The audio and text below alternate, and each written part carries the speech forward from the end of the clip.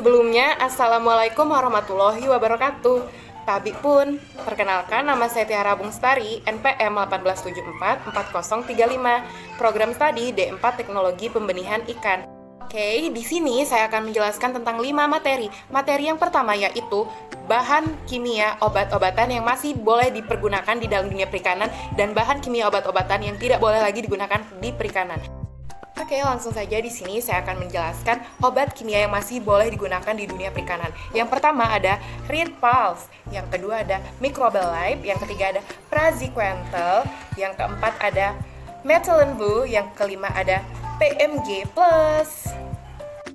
Oke, langsung saja ke obat yang pertama yaitu Red Pulse. Red Pulse ini kegunaannya ya guys untuk membasmi cacing Dactylgarus sp yang mengganggu atau menyebabkan iritasi pada kulit ikan hias air tawar. Kandungan yang ada pada Red Pulse yaitu mengandung antelmitika untuk mengobati atau yang efektif sekali untuk mengatasi parasit. Dosis yang kita gunakan yaitu 2 ml per liter pada air. Bisa kita masukkan ke dalam air akuarium di ikan hias air tawar. Obat yang kedua yaitu Microbal Life. Kegunaannya untuk mengatasi bintik putih pada kulit ikan Anda untuk meningkatkan kekebalan tubuh pada ikan dan untuk mengurangi cacing pada kulit, flek, dan gangguan pada insang. Kandungan yang ada pada Microbal Life yaitu Herbatana 8-OZ. Dosis yang kita gunakan itu 1 ml per liter. Dan aplikasi penggunaannya cukup mudah, kita rendam pada ikan yang mengalami penyakit tersebut. Yang ketiga yang boleh digunakan di dunia perikanan yaitu Praziquantel. Kegunaannya untuk membantu mencegah infeksi pada ikan yang disebabkan oleh cacing yang mengganggu. Praziquantel ini juga ampuh untuk membasmi schizotama atau infeksi cacing yang hidup di dalam aliran darah. Yaitu yang ketiga itu mengatasi cacing hati, yaitu infeksi cacing yang hidup di dalam hati dan infeksi pada insang ikan Anda. Kandungan Praziquantel yaitu ada USP 32 standar dan ada white crystal powder. Untuk dosis yang kita gunakan yaitu 10 ml per gram pada pakan. Kita aplikasinya itu dicampurkan di dalam pakan. Yang keempat yaitu Methylene Blue. Kegunaannya untuk melindungi telur ikan yang baru bertelur agar tidak terinfeksi oleh jamur dan bakteri. Kandungannya yang ada pada dalam Methylene Blue yang pertama natrium tiosulfat, yang kedua ada phenothiazine. Dosisnya kita gunakan 1 tetes Methylene Blue per 2 liter air. Aplikasi kita campurkan Methylene Blue pada media seperti akuarium, bak, atau kolam, dan lain-lain.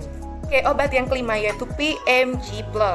Kegunaannya untuk mengatasi masalah parasit mikroorganisme yang menyerang, yaitu kulit borok, kulit busuk, berjamur, insang berjamur, atau merandang, kemerahan, dan cocok untuk melawan aneka infeksi. Kandungan yang ada pada FMG+ yaitu formaldehyde. Dosis yang kita gunakan yaitu 2 ml per 100 liter air atau 2 tutup botol untuk 100 liter air kolam. Aplikasi penggunaannya kita campurkan ke dalam media atau wadah pada budidaya perikanan kita. Untuk obat yang dilarang digunakan pada budidaya perikanan yaitu ada zat berwarna, antimikroba, ada hormon, anestetika, dan sedativa, dan terakhir ada organofosfat yang tidak boleh digunakan di dalam dunia perikanan. Materi kedua yaitu pengujian darah. Parameter darah menjadi salah satu indikator adanya perubahan kondisi kesehatan ikan, baik akibat faktor infeksi mikroorganisme atau karena faktor non-infeksi oleh lingkungan, nutrisi, dan genetik. Yang pertama, praktikum pengambilan darah.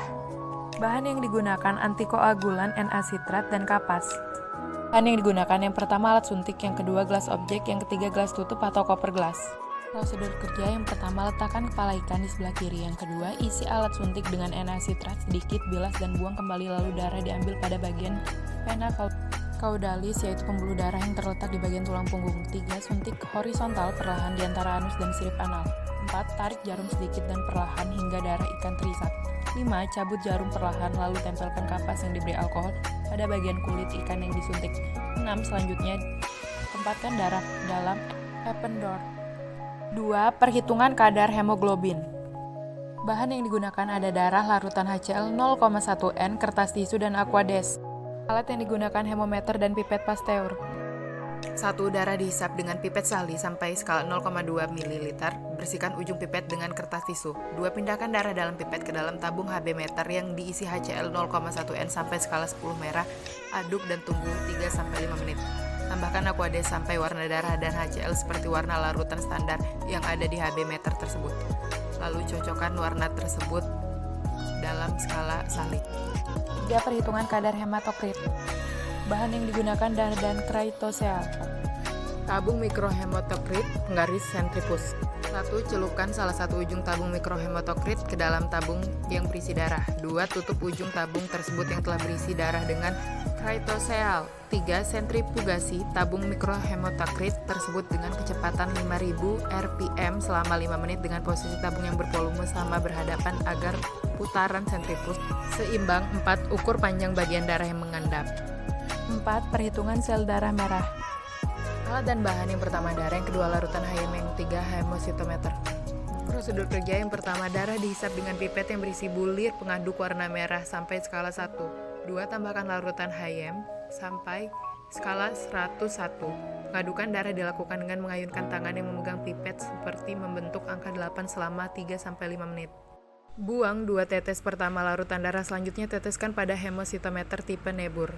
4. Hitung jumlah sel darah merah dengan bantuan mikroskop dengan pembesaran 400x.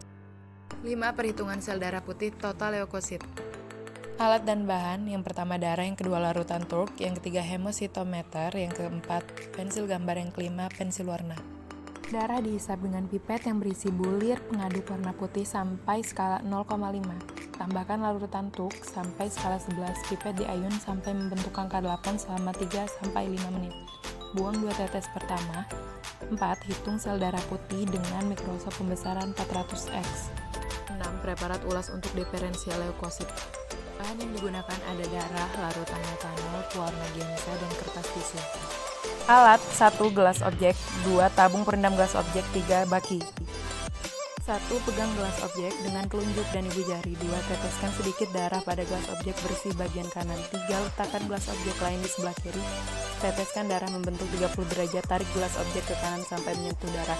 4. Setelah darah menyebar sepanjang tepi. Gelas objek kedua. Didorong gelas objek kedua ke sebelah kiri dengan membentuk sudut 30 derajat agar preparat darah yang begitu tipis sehingga mudah diamati.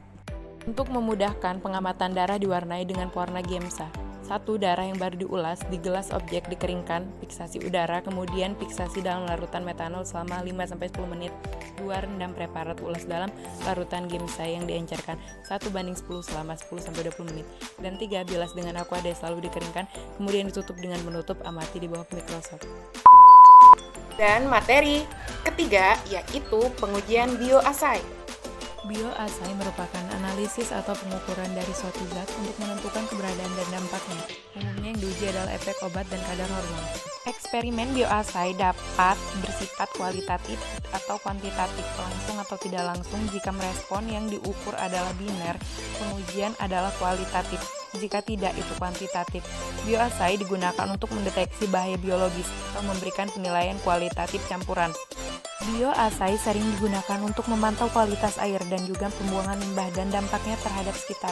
Ini juga digunakan untuk menilai dampak lingkungan dan keamanan teknologi dan fasilitas baru. Alat dan bahan yang pertama, air sampel, 2 botol gelap, 3 botol terang, 4 deometer. Prosedur kerja: 1. Siapkan alat dan bahan. 2. Ambil air sampel dengan botol yang sudah disediakan. 3. Lakukan pengukuran DO dari hari pertama sampai hari kelima. Dan materi keempat yaitu metode pengobatan pada ikan. Oke, buat kalian yang belum tahu bagaimana cara mengetahui ikan sakit, di situ ada penjelasan dan gejalanya.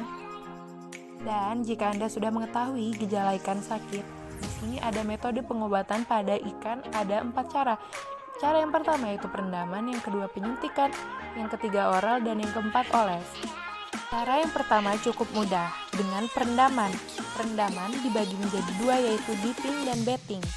Dipping, perendaman dengan konsentrasi yang sangat tinggi, sedangkan betting dibagi menjadi 2, short bath yaitu konsentrasi tinggi dan long bath dengan konsentrasi obat yang rendah. Untuk aplikasi obat dengan cara perendaman cukup mudah. Yang pertama, siapkan air, wadah, obat, dan ikan yang sakit. Kedua, masukkan air secukupnya ke dalam wadah. Yang ketiga, masukkan obat ke dalam wadah berisi air sesuai dosis dan jenis sakit pada ikan. Yang keempat, homogenkan obat sehingga tercampur rata dalam wadah. Yang terakhir, setelah itu masukkan ikan ke dalam wadah.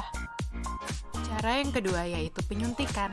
Penyuntikan ada dua cara. Yang pertama intramuskular, yaitu injeksi yang dilakukan untuk mengantarkan suatu zat ke dalam otot atau disuntik di dekat otot dengan tujuan diserap dengan cepat oleh pembuluh darah. Yang kedua penyuntikan intraperitoneal. Penyuntikan yang dilakukan di daerah abdomen atau perut. Aplikasi obat dengan cara penyuntikan. Yang pertama, siapkan alat suntik, ikan yang sakit, obat, dan kapas. Penyuntikan bisa dilakukan di samping kanan atau kiri sirip punggung dan bisa juga pada bagian di atas anus dekat ekor. Ambil jarum suntik yang sudah diisi dengan obat sesuai dosis dan jenis ikan yang sakit, lalu perlahan suntikan pada bagian yang sudah dijelaskan. 4. Masukkan jarum suntik perlahan, lalu dorong pelan-pelan jarum suntik sehingga obat masuk dalam tubuh ikan. Dan terakhir, cabut perlahan sambil diurut bagian yang disuntik lalu diolesi dengan kapas beralkohol pada bagian tubuh ikan yang disuntik.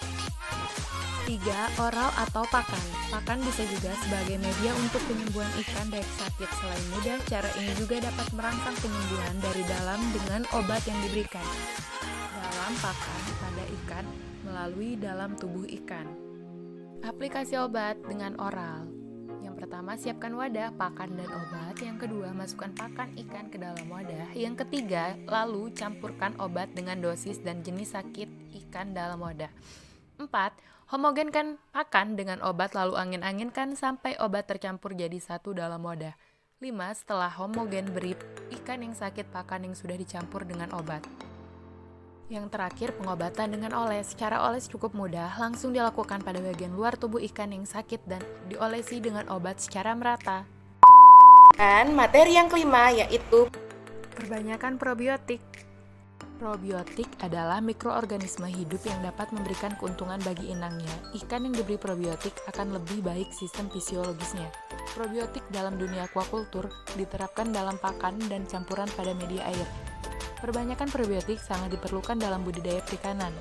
Melihat meningkatnya jumlah permintaan daging ikan konsumsi sehingga perbanyakan probiotik sangat berguna untuk pertumbuhan ikan. Bahan yang digunakan, jahe merah 3 kg, kunyit putih 5 kg, temulawak 5 kg, gula merah 5 kg, susu segar 5 liter, dedek halus 2 kg, molase atau tetes tebu 8 liter, buah nanas 3 kg, air 84 liter. Alat yang digunakan, drum plastik 120 liter, alat penghalus, alat pemanas, botol plastik 1 liter. Prosedur kerja. 1. Bahan ditimbang sesuai formulasi. 2. Haluskan semua bahan dengan blender atau mesin penghalus. 3. Setelah bahan halus, masukkan ke dalam drum plastik 120 liter. Didihkan air panas, lalu masukkan ke dalam drum plastik saat baru mendidih. 5. Lalu diamkan selama 2 hari sampai wadah drum dingin.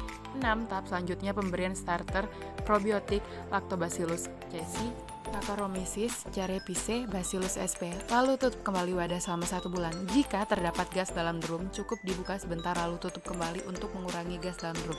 Setelah 1 bulan, probiotik dapat dipanen dan dikemas dalam botol plastik warna gelap. Oke, sekian video yang dapat saya sampaikan. Kurang lebihnya saya mohon maaf. Pada Allah saya mohon ampun. Billahi taufik wal hidayah. Wassalamualaikum warahmatullahi wabarakatuh.